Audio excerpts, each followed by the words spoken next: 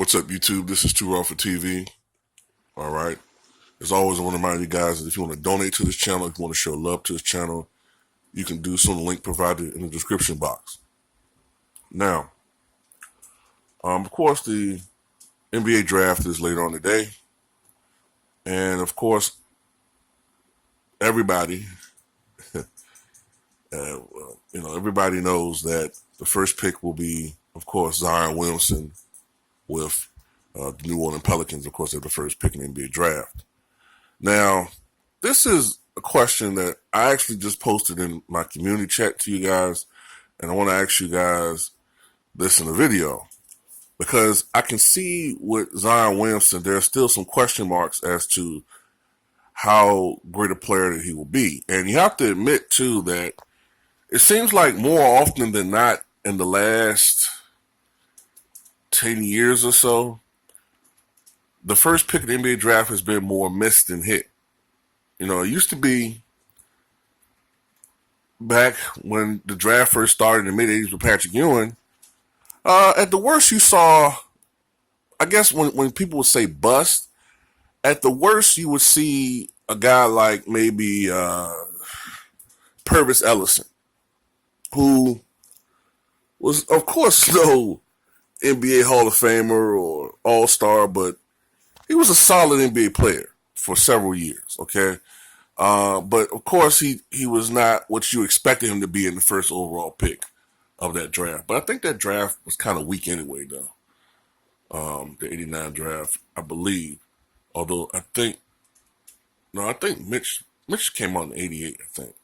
So I think that draft was kind of weak anyway, though. But irregardless, though, you've had a lot of busts over the past several years, man. A lot of busts. The first one that comes to mind, well, Markelle Fultz appears to be a bust. I mean, let's just be honest about that. He sticks out. I think the biggest bust for a while I thought was Kwame Brown. But Anthony Bennett does have to take the cake, man. I mean, to only shoot 26% from the floor for your career, I think he only averaged like 2 points or something.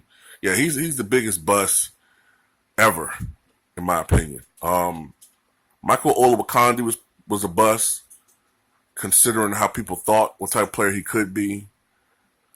You know, those are the most notable guys. Joe Smith is a bust, but at the same time, he was able to be a solid role player for several years. So he's a bust only in the sense that he wasn't what people thought he was going to be by far. But he was a solid veteran, a solid role player for several years and became a solid veteran player for several years. I think Joe Smith had to play for like almost 15 years, I think. But anyway, let's talk about Zion Williamson. Now, Zion Williamson, he just has that type of game and the type of body type where you kind of question if it will transition over to the NBA.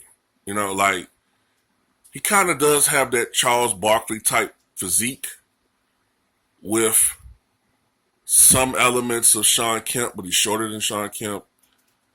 You know, and you do wonder if his game will translate well over to the NBA the way it's played now, with the emphasis on the three-point shot, zone defense, faster pace. So you wonder, a guy like his size, how will he fare conditioning-wise? Because one thing that does come to mind for me when it comes to Zion Williamson is a lot of young players, they try to get by initially with their athleticism. And I could see a guy like Zion Williamson with the pressure to perform immediately, or as Bernie Mac would say, immediately. I can see him wearing down.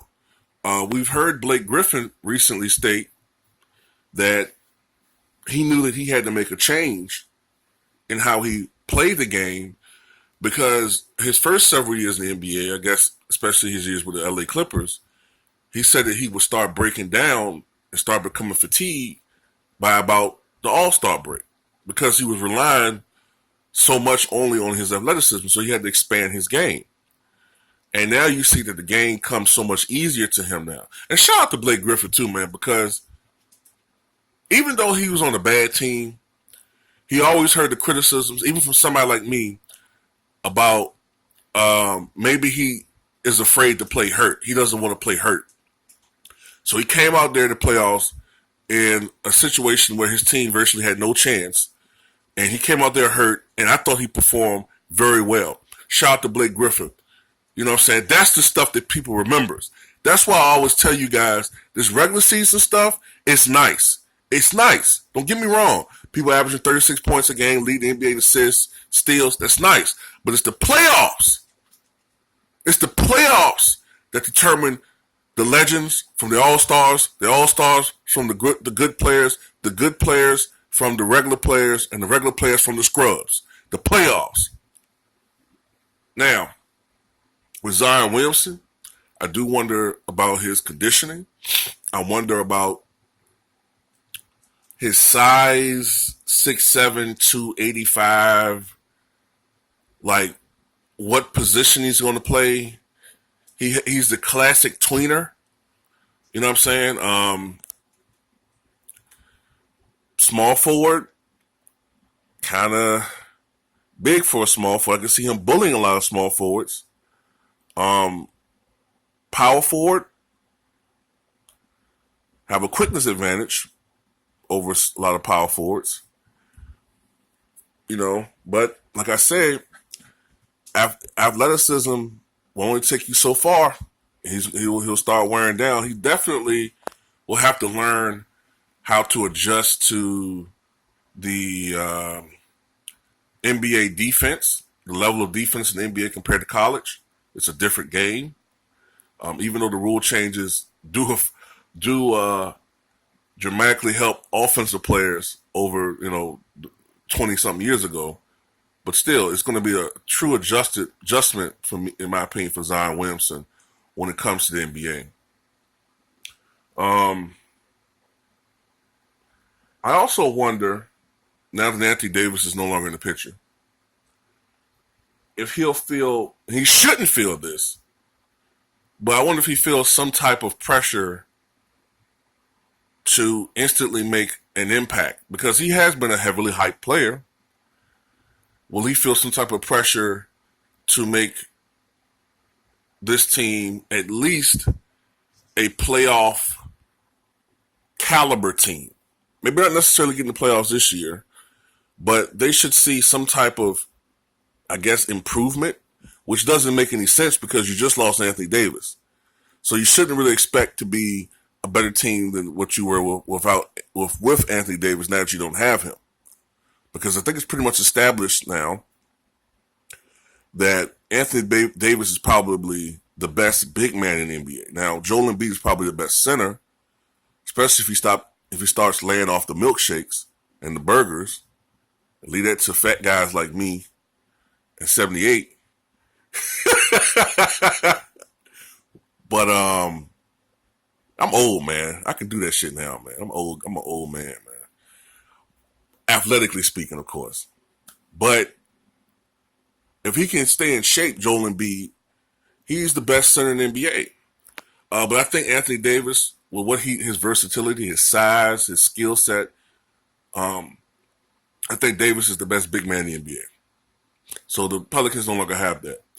So we have to see now with Zion Williamson just how great he is. Now, he's not going to be the finished product in one season. He's not going to be the finished product in one season. We have to wait, at least, in my opinion, 3 seasons to see what type of player this guy really is going to be. Even then, he's not going to be at the peak of his powers, but we'll get a better idea about how he is as a player. It's going to take a while for him to adjust.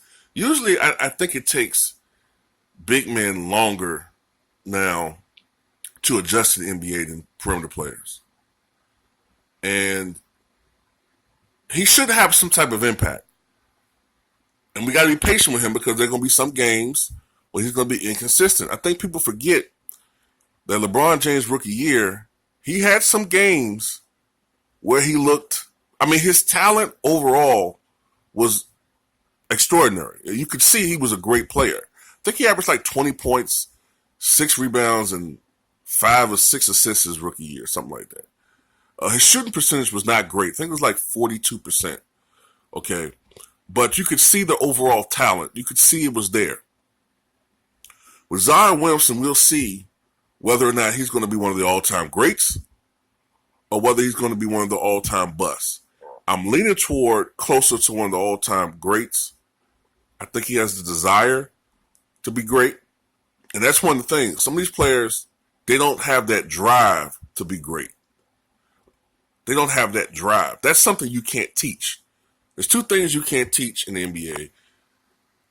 You can't teach size, and you really can't teach desire. You can manipulate desire momentarily, I guess, but overall, you can't teach that. And we'll see what type of player Zion Williamson will be, I think, in a couple of years. We'll see whether he'll be a great player or not. If we're seeing it in the first season, it's a wrap. It's a wrap. So tell me what you guys think.